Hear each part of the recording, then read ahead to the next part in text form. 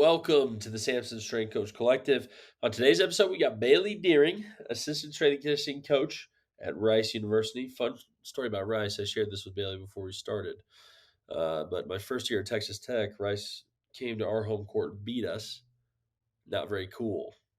But Bailey Deering, very cool. So it was good to get to know her. A young coach who I think is going to do some great things. And it's just very interesting to kind of hear the thought process of somebody who's, just in their first year of being a head strength coach. Obviously, has been in the field for a little bit now, but always that first year is always super interesting, right? There's always things you're going to have to learn how to deal with and handle. And I think it's really cool to hear her thought process behind that entire process, really. And then looking into what she wants to do year two, just kind of a whole variety of different topics with Bailey today. So I really enjoyed the conversation, as I always do. I hope you as a listener enjoy, and thank you for listening.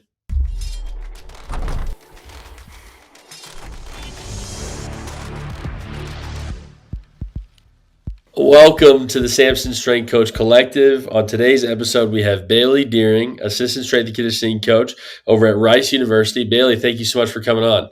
Of course, I'm excited. Oh, I'm super excited to get to know you just a little bit better, right? And it was funny. We were talking about this beforehand. You made the joke, like, this is not an interview. This is just a podcast, right? Because for people who don't know the behind the scenes, it's literally just us face to face.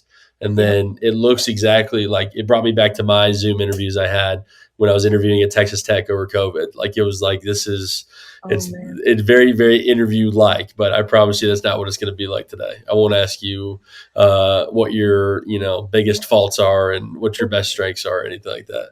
Thank you. Yeah, absolutely. Well, can you kind of just, break down your background in strength and conditioning and then what's brought you to Rice?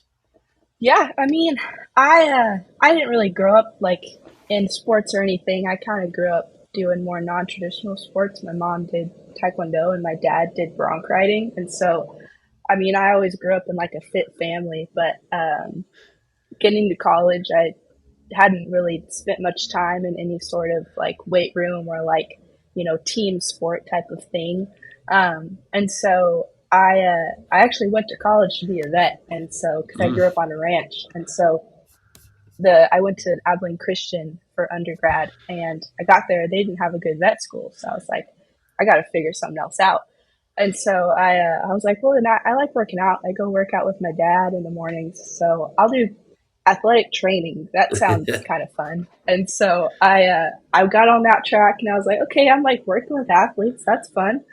And then I figured out it was injuries. And I was like, I don't know how I feel about injuries. And I was sitting watching a basketball game, and this kid got hurt. And all the athletic trainers rushed to him. And I looked away, and I was like, what am I doing? I shouldn't be in this track at all. And so I was in this like coaching class. And it was like sophomore, junior year. And we were supposed to interview somebody that we wanted to be like. And so I was like, I'm find strength and conditioning somewhere, and I found Luke Lancaster. He's still at ECU, and I emailed him and I was like, hey, can I interview you for a class? And he was like, yeah, of course.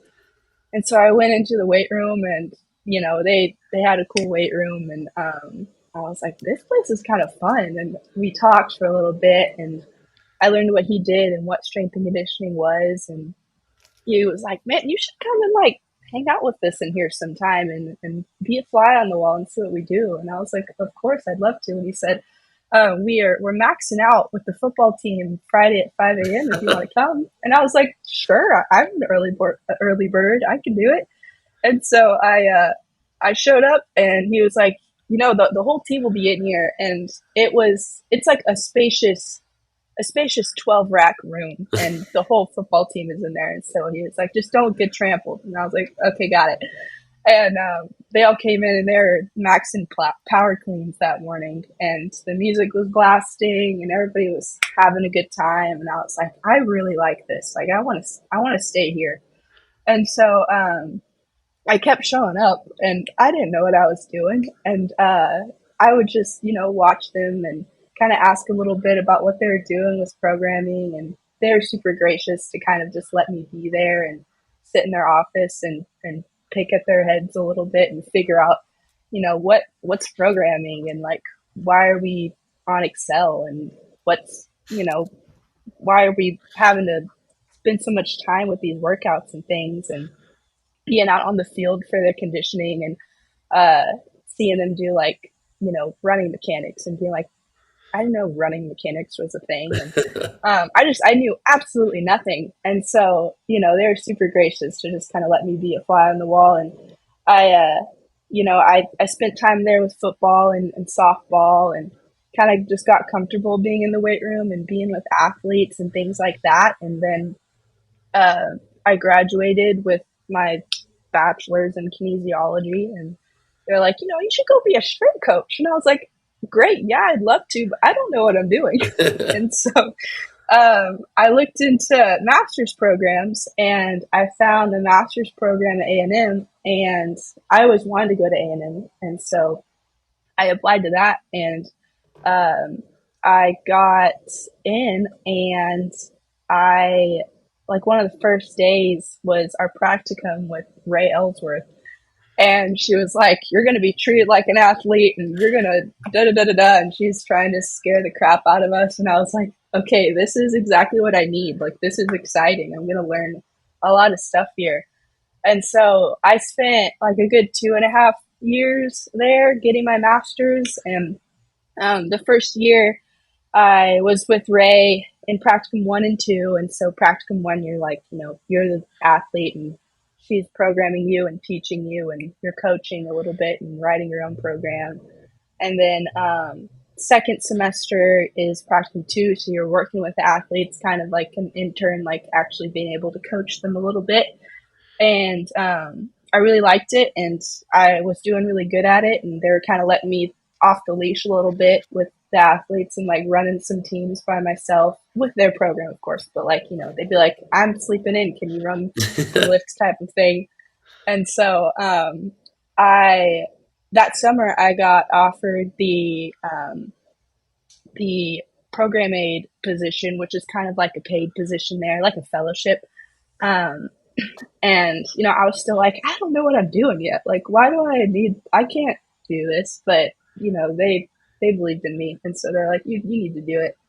So I took that position while I was still working on my master's. And I got to, work with Bo Sandoval and Michelle and Ashley Jackson as they all came in, and just kind of see all those masterminds work and work under them and get to learn from them. And I worked a lot with Bo Sandoval with women's golf, and I was able to program a little bit for them and help them get to NCAA's this last year, which was super exciting. And I really just flourished that year. And I was like, okay, like I got this. I can do this. And so then I graduated, and they're like, all right, time to get a job. And I was like, okay. And so I was still studying for my final exams at A&M, which A&M's master's thing, like academically, is super rigorous. And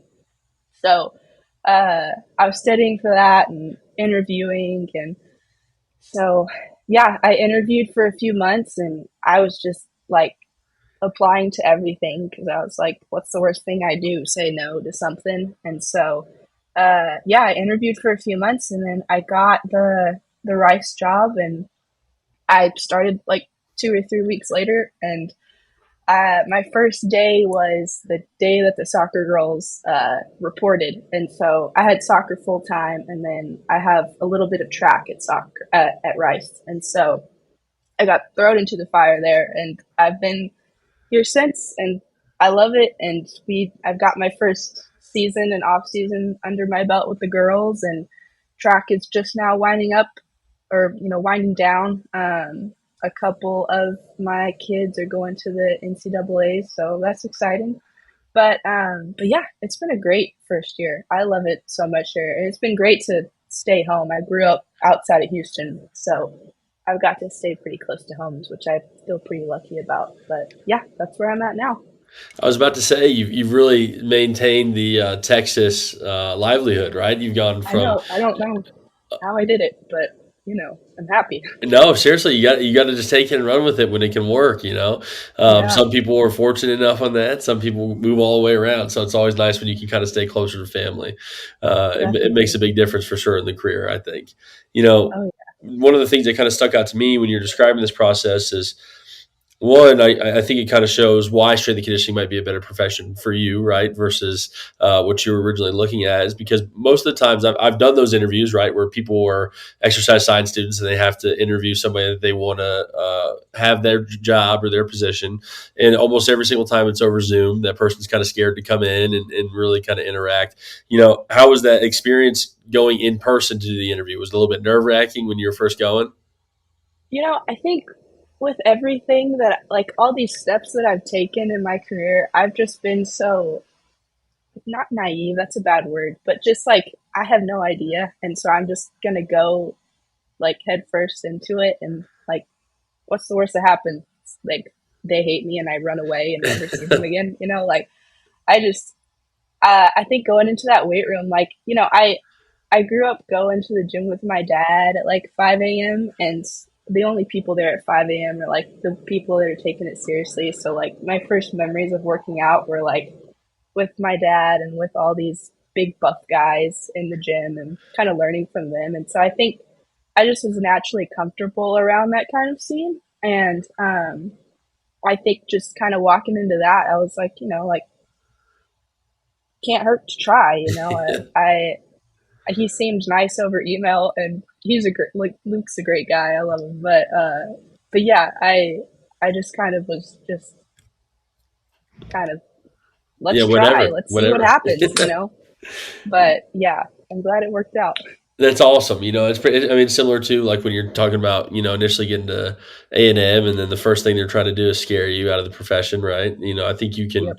we can all look back and see times where there were things where coaches tried to scare us, and then it was all based around how you're going to respond to it. It was either, Yep. I mean, I appreciate the honesty, right? Because for some people, they just kind of up and left after the first semester, and then some, it was really cool to just understand like exactly what you said. This is going to help us get better, so I might as well go through a hard program.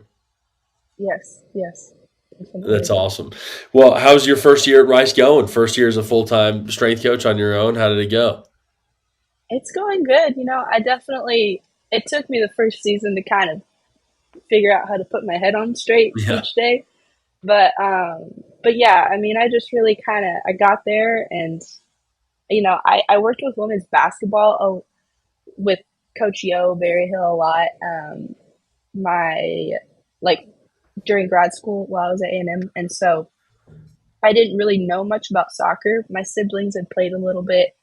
I had played like a season. I was a bench warmer. I wasn't that good, uh, but yeah, I really didn't know much about soccer, and so I got thrown into the season, and I was like, I don't know, like, I don't know how any of this works, but all I can do is get these people to trust me and get these kids to buy into me, and soccer and the weight room don't really blend that well in general, anyways, and so it was kind of just figuring out like, okay, how can I be creative and show them that, like, I want to serve them and I want to be here for them, not just as a strength coach, because I mean, I barely got them in the weight room that first season, and so I I got to travel with them, which was really great, and that helped me really bond with the coaches and bond with the athletes and the athletic trainer that first season.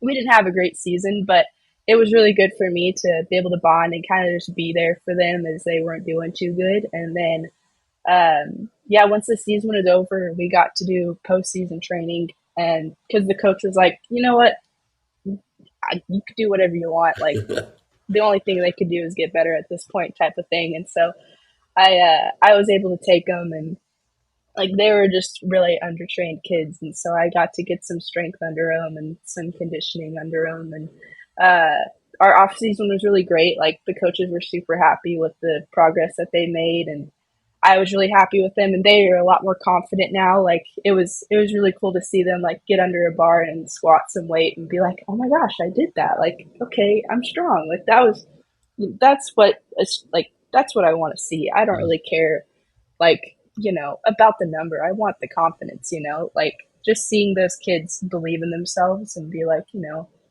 I belong in this weight room, like I have a place, and just kind of see their worth in there, and see their confidence build up and see their culture as a team, them grow closer. That was really all I wanted to, succeed in that first year, just to kind of lay those foundations before anything else. And it happened. So I'm really happy with that. So it's been a great first year. Yeah. I'm just hoping they come back ready for the season.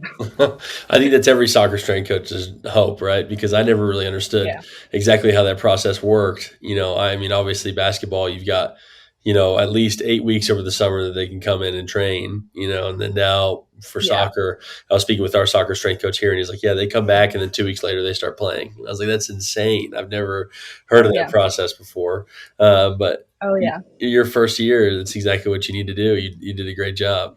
Go ahead. Yeah. No, I was going to say Rice. They come back.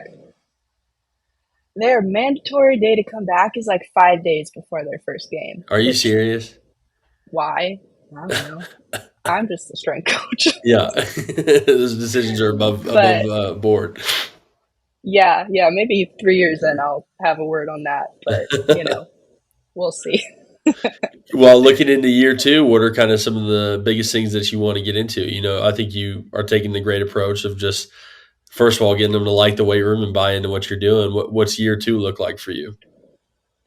I've been really spending some time on like the technology, and soccer is a big monitoring sport, and just figuring out loads and top end speed and how much they're hitting that, and different types of loads and those type of things. And I just kind of want to be able to monitor those better this next season, and kind of get the coaches on board with it a little bit more.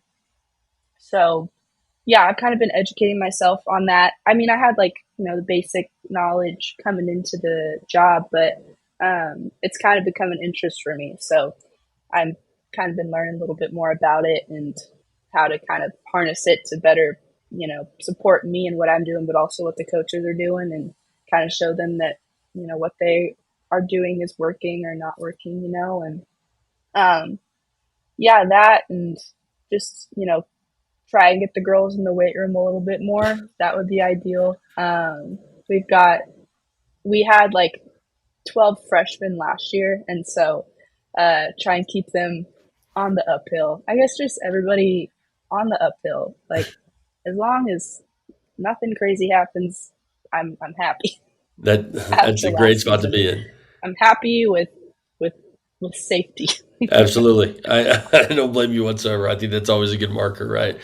First of all, as long as it's Yeah. just safe and everybody stays alive throughout the season, I think that makes a big difference. Oh yeah. Oh yeah. I'm excited for next off season, but season wise, just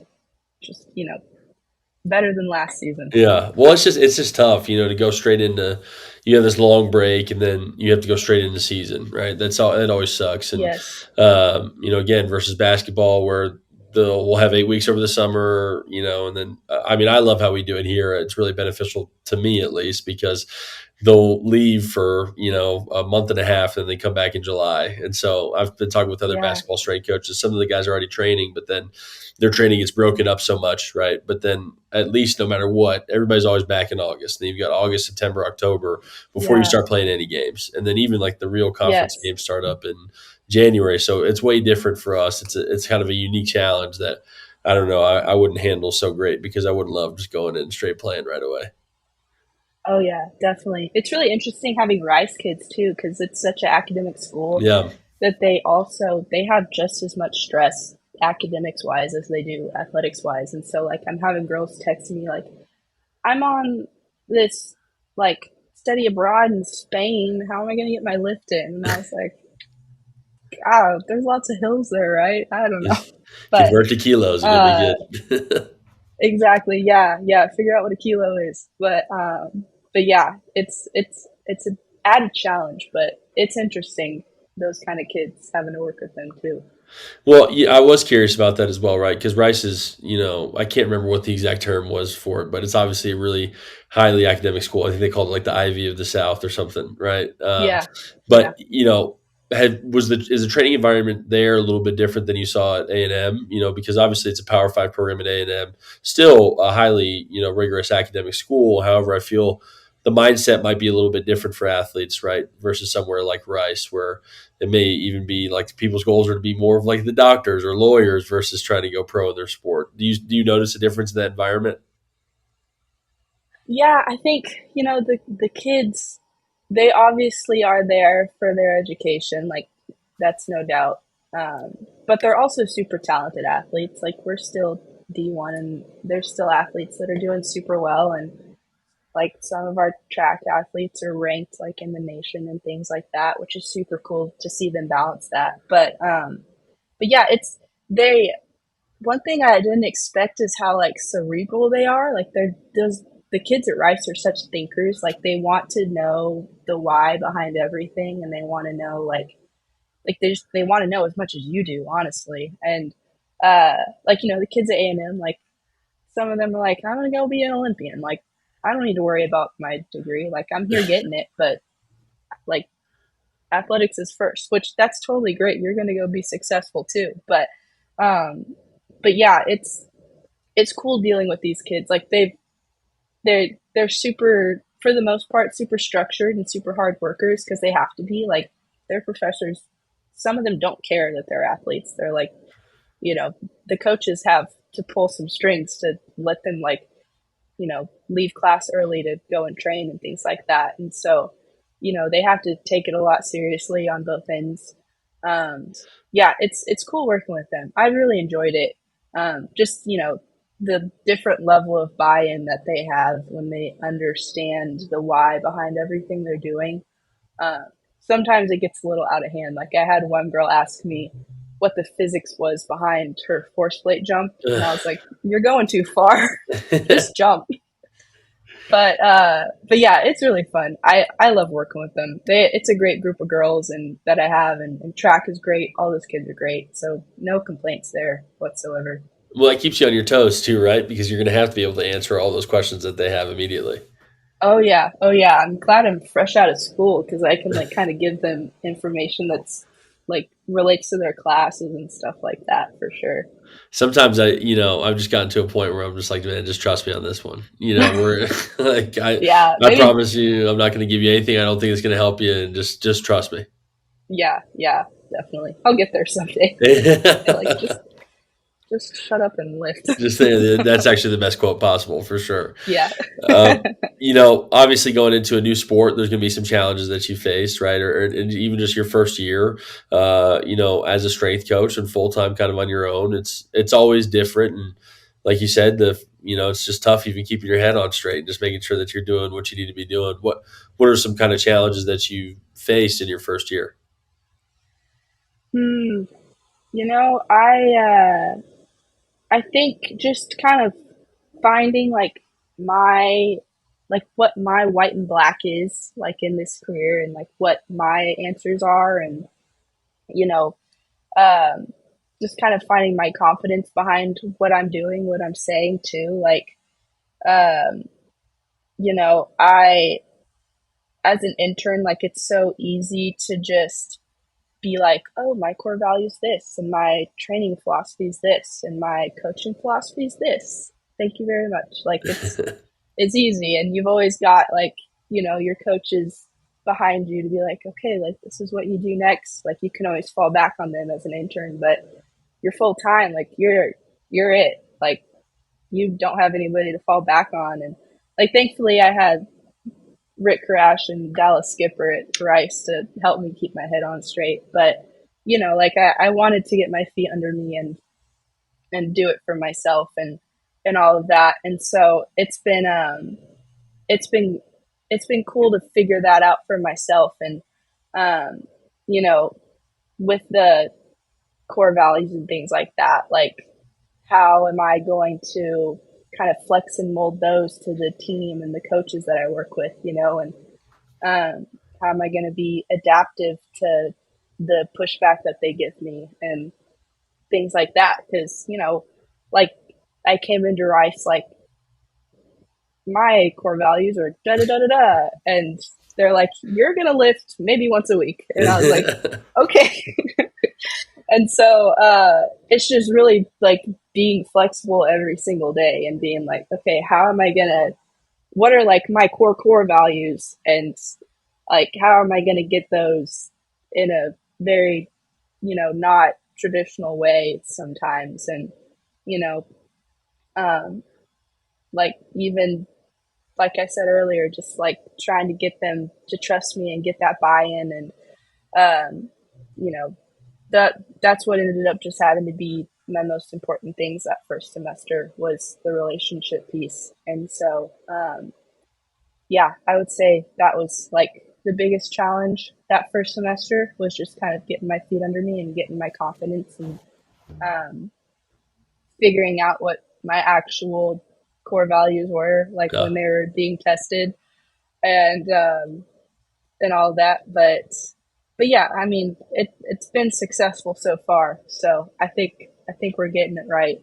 there But you go. but yeah, Well, it's interesting that you bring up the black and white. I think that everybody wants everything to be black and white. It's all gray, no matter what. yep, It's oh and the yeah, number one answer is it depends, right? Because yes, everything's so context dependent. Exactly like you said about your core values. There just has to be certain things that you set. They're like, I call them my non-negotiables. Like we'll never do anything that will compromise the athlete's safety. And hmm, really that's kind of like my only non-negotiable. Because yeah, everything else, it always depends on what the environment is necessary and what's necessary from it, right? I used to, when I first started out, I used to be really, really scared to critique, or, I thought anytime I was, maybe even small things as an intern, like, saying, hey, you can push your knees out a little bit more on the squat, or, make sure that you're, driving with your hips, or things like that. Like that used to like terrify me. Right. And then now it's obviously reached a point where I'm like on the complete opposite end of the spectrum, and I probably correct too many things,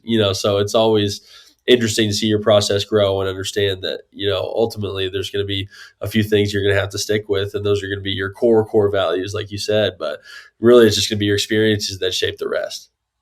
yeah, yeah, Yeah.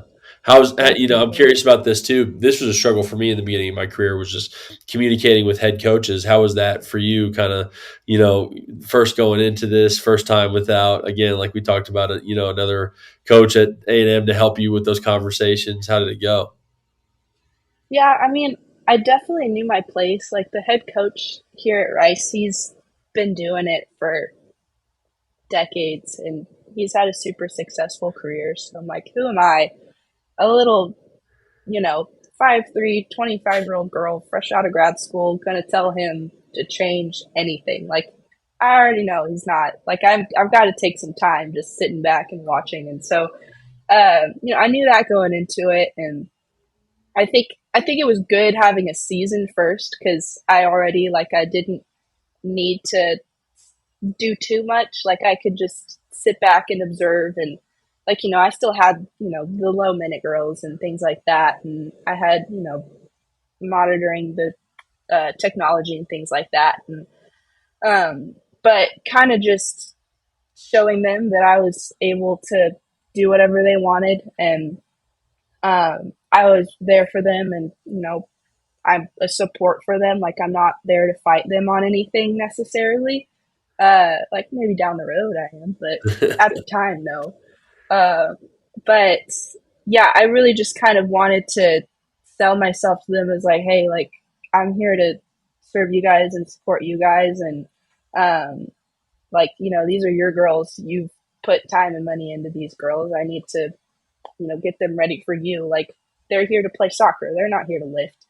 And so, yeah, just kind of having that kind of position, and how I came up to them, and things like that was big. I got pulled into the head coach's office like maybe like 2 months in or something. And he was like, hey, I hope like, I just want to say that we really love you, and like, you're doing great. And like, we love how you've made relationships with the girls. Like you're one of them, but like they still respect you. Like, I don't know how you balance that, but you do it really well. And so I was like, okay, I'm doing it right. And so, uh, yeah, I think just kind of going in with a humble mindset, and just a servant hearted mindset was big with them, because I I didn't really get too much time with them, like in the interview process or anything. Like I didn't know too much about them, and so it was really an unknown and on how nice they were going to be or anything. But they're great. Like I love working with them now, and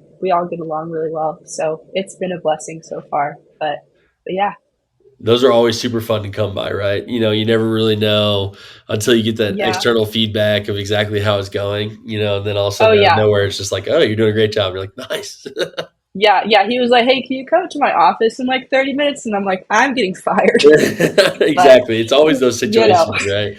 I mean, even yeah, here at App, this was going, I've been a couple seasons as a head strength coach, obviously, and just talking with one of the coaches, I've got my process that I think works well, and we were discussing this for, at this point, I've been here for like 8 months, right? And it was the first time she ever said anything negative about what I had done, and still never said like she loves what I do or whatever, anything like that, right? Um, and I walk in and it was about something I said during one of the lifts, and she was just a very particular person. So we were talking. She's like, I just didn't really like it. I thought it kind of conveyed this and everything. And I was like, Coach, that's no problem. Like, I was like, that's my bad. Sorry for the misconstruing it. That's not my intent behind what I said. She's like, okay. And she's like, I love you. And I was like, okay. Out of nowhere, I was like, all right, cool. So then I knew where we stood after that. And that was 8 months of me not knowing where we stood. So 2 months, you're in a really good spot. that's hilarious. Yeah, yeah. I know it's always good to know where you stand because Yeah. I'm always like, strength coaches are so hard to read sometimes. So or like Oh, it's coaches in impossible. general. It's impossible. Yeah, It's you're just like, brutal. I don't know if you hate me or not, but I'm just gonna stick around. Yeah, yeah, exactly. Just stick around, and then you'll figure it out eventually, no matter what. Yeah. One of the things that is pretty evident, obviously, as a podcast host, I try to research guests as much as possible before we come on. It's pretty clear that you train a lot. What's the importance behind training for you specifically? You know, I I just really, I think it's more for the mental aspect for me. Like, I like to be able to know what everything feels like. Like I like to be able to tell this athlete, like, hey, this is 80%. It's gonna feel like this, but you can do it, type of thing. Like I've done it XYZ, but yeah, being able to know what the athlete's feeling when they're doing it, like conditioning and lifting wise. I try and like I love to lift. It's just it's cool to feel strong, as a strength coach. Like it's weird if you're not lifting. Uh but yeah, I just it's a great outlet for me and I've made a lot of good friends through it and pretty much all of my jobs since I've been like 18 have been like, you know, workout related or gym related in some way. And it's just given me a really good community. And yeah, and running, I don't know, that happened during COVID when all the gyms were down. And so sadly I got into running and I like it. But yeah, I don't know. It's all kind of mental for me, I guess. Just a good release and a good time to be alone and process and I dabbled in the powerlifting, competing, and racing for a little bit. But yeah, it's really just kind of time to put towards myself and make sure that I am limber for a long time and can keep doing this for a while. But yeah, I haven't been asked that question in a while. Sometimes it's just kind of like we're lifting again today, Yeah, you yeah. know. But yeah, it's mostly mental for me, I would say. It's easy to just get into the process of training and not really understand what it's doing for you, right? Or take kind of the larger look at it, I mean, but it's so funny now. It's you just get to the points where, I mean, I've been lifting for I think at this point it's been 16 years, and Hmm. so it's like literally it's just part of my life, and even if there's times where I don't Yeah. train for a while, like I always come back to it. There's never gonna be a time where I don't work out, and Hmm. it's funny. My fiance and I were lifting right before this podcast, right? And so she was, I mean, my squats are not nearly where they should be because I did take a recent hiatus, right? But she's like, wow, I can't believe you're squatting that much weight. And it was not, it was like, 330 for sets of five, right? And she's like, and I'm just over here doing like, 95. And I was like, Tess, you got to understand, this is years and years and years of training difference right here. And also, I'm like Yeah. almost triple your body weight. Like this Yeah. makes a big It's all difference. relative. Yeah, but it's so funny Totally.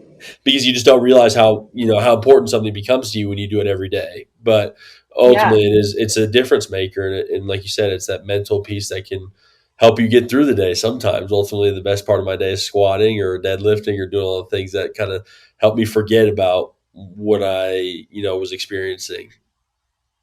Yeah, definitely.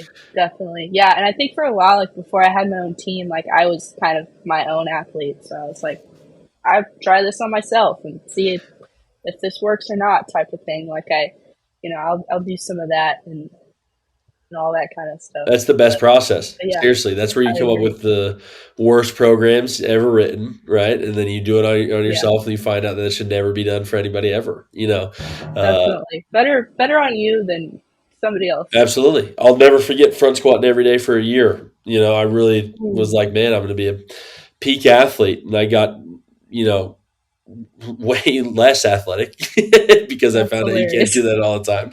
And All right, ultimately, won't be just, trying that. yeah, just like way too big of quads in comparison to hamstrings. That's really kind of my main issue. But, um, Oh man. I think it's strength and conditioning too, especially when you first start out. It's really important to kind of rely on people who have been in the field, or people who can help guide you a little bit, right? Ultimately, those are people that become mentors or just really good friends within the field. Who's somebody that's really influenced you in strength and conditioning?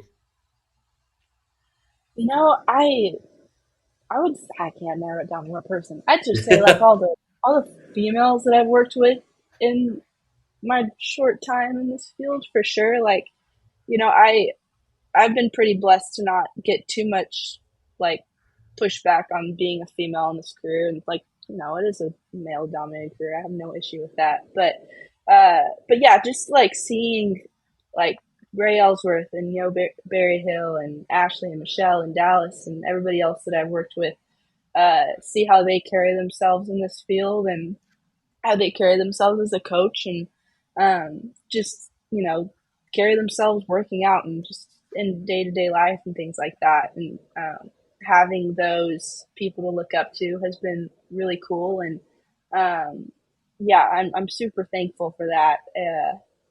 Yeah, I recently went to the CSCCA conference for the first time, and we had the women's breakfast, and Mm, it was just cool to see all these females, and like like I'm 5'3", I'm pretty small, and seeing like smaller females doing this, and I'm like, okay, we can all do this. This is pretty cool.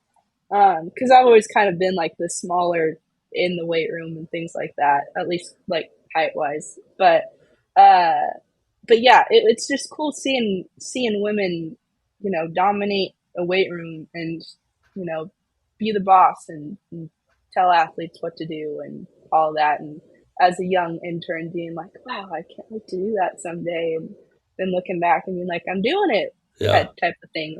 It's really cool to see. But definitely them. Definitely Bo Sandoval. I think like I got to work with him so much at A&M, and he's really stood out to me as a mentor just because of how he treated me as an intern. He got to A&M halfway, like what is it? Halfway through my graduate career, and so seeing him like I got to meet him right when he got there, and he kind of took me under his wing, and he didn't really treat me as an intern. He treated me as like a peer, which I thought was really cool. And especially as a female, he just like vouched for me and stood up for me a lot of different ways. And even as an intern, like like he wasn't the type of boss that was like, you gotta do this, and this all stupid like you know things that you would make an intern do. But he actually like valued my time and valued my opinion on things, and um, trusted me to like write blocks of programs for him and actually use them on his teams and things like that. And like he just really made me feel like I had worth in this career, and really kind of just gave me that little boost of confidence that I needed to go out and get my own job. And yeah, like he was just always there for like the lowest of lows and like the my best days and my worst days. I actually, I for our so I mentioned our exit exams that we have like at the end of our master's program at A&M, and it's a long story, kind of a fluke thing, but I failed mine the first time, which kind of like is never heard of. Like they're usually pretty passable, and uh, I failed it, and I remember like he had helped me study, and like he was rooting for me, and I showed up the next day in the weight room at 5 a.m. to help set up, and I always got there before him to set up, so it was all there when he got in. And he got in, he was like, "Did you pass?" And I started breaking down crying. And I was like, "I have to retake it in 3 months." And he was like, "You know what, we're gonna get you through this. Like, don't think that I think that you should have failed that or anything like that." Like he's always there for me, and still is to this day. Like I can call him up right now and he'll sit and talk to me, which he's a busy, popular man. Like he's got so many people that want to call him, and so it means a lot that he took me under his wing and took the time to educate me and put confidence into me, and I'm just very thankful for that. But yeah, I'd say all those people, most everybody I've worked with. Yeah. Well, those people are essential really when you first start out because it's like everything seems like the biggest deal ever. I'll never forget the first time I had an athlete, like it was off of a box jump, like rolled an ankle. It was a cheerleader in Tennessee. And I remember I was like, I'm going to get fired. Like there's no, like I didn't have another box for them to step down on or anything. And then my mentor at the time, Dan Worth, he was like, dude, just relax. Like seriously, just you need to chill out because nobody cares. So, but those people are essential. They Okay. really help you out, right? And I Yeah, think it totally. makes a big difference. What's cool too is I was actually talking with a guest who was on the podcast last week, Mike, and we were talking about connecting strength coaches. And doing the podcast, I've been able to kind of see who I think should get connected with who and kind of meet up. I've got the perfect strength coach after we're done that I want to connect you with because I think you'd really get along with her, and I think she'd be a great help for you. She's really experienced, so Oh, amazing. I'll make sure to connect you after Perfect. that. But my final question for you, I'm curious about how was your first CSCCA? It's always an experience, so I'm curious to hear. Yeah, yeah, I loved it. It was so fun. It was so fun to just like meet so many people and talk to so many people and get so many free t-shirts, and Yeah, I'm like, I don't even know if I'm gonna wear all these. But yeah, it was just cool to see all the different types of people that do what we do. Um I just see everybody in such you know, a relaxed mood. I was kind of going into it like, oh, what if everybody's like, I don't know, like, what if I meet somebody important and they're like too stressed out to talk to me? But I'm like, no, this is like relaxation time for yeah. everybody. Like this is a great time. So it was really good. I got to meet some really good people, which was a great time. So I really enjoyed it for sure. Well, yeah, that's so it's funny you bring that up because that was kind of my concern going to my first CSCCA as well. Was like, man, like who am I going to talk to? Like how is everybody going to be as intense as they always look? And then you find out that this is the time where they're away from the weight room. All these coaches have see all their friends that they grew up with and were interns and GAs with as well, and so everybody's just in a good mood. So it's always a much nicer environment to meet a coach versus like I don't know if you're traveling to another school and you meet them right before the game and they're super intense. It's a big difference for sure. So I'm glad you Yeah, enjoyed it. definitely. Definitely. Well, Bailey, thank you so much for coming on. It was really awesome to kind of get to hear more from you and get to know you a little bit. And I'm sure our listeners feel the same. If anybody wants to follow you on social media or kind of reach out and ask you any questions, what would be a good way to do that? Well, I guess where you found me, I've got, I guess, Instagram, Bales Lifts. It's like the first chunk of my name and then lifts. You can find me there, but yeah, that's about it. I'm not huge on social media, There but you go.